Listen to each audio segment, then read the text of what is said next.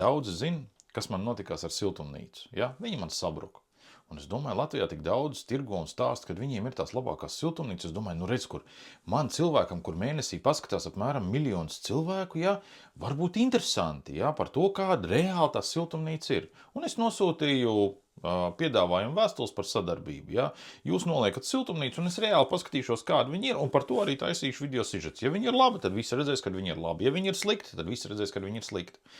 2 pārdevēji godīgi atrakstīja man, kad viņi nav ieinteresēti tajā visā, ja, tāpēc, kad viņi tur paši, cik es noprotu, ar to visu nodarbojās. Lūk, bet bija tādi, kas atsūtīja pat sadarbības līgumu, bet sadarbības līgums, tas ir vienkārši, tas ir līgums ar sātanu, it sevišķi galvenie punkti. Influenceris apņemās sadarbības ietvarot, veidot un publicēt saturu, kas atspoguļo objektu un uzņēmumu pozitīvā veidā, profesionālā un reputācijas stiprinošā. Influenceris apņemās publiski neizplatīt negatīvu, kritisku un reputācijas kaitējošu informāciju par objektu. Tas nozīmē, ka, ja viņi atsūta siltumnīcu, kura reāli ir draņķīga, es par to nedrīkstu teikt. Tas nozīmē, ka man ir jāmelo. Es sazinājos ar šiem cilvēkiem. Viņi praktiski visi atsūtīja vienādas līgumus. Cimredzot, viņi kaut kur ir.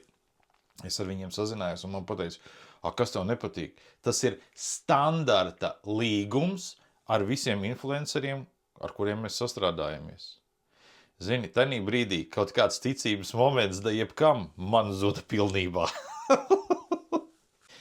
Es pilnībā saprotu, ka dēļ tā, kad es saku, ko es esmu domājis, es neesmu interesants visiem tiem cilvēkiem, jo viņiem interesantāk ir samaksāt tādam, ja, kurš pateiks to, ko grib viņi. Nu, diemžēl, tāda tā pasaule ir tagad.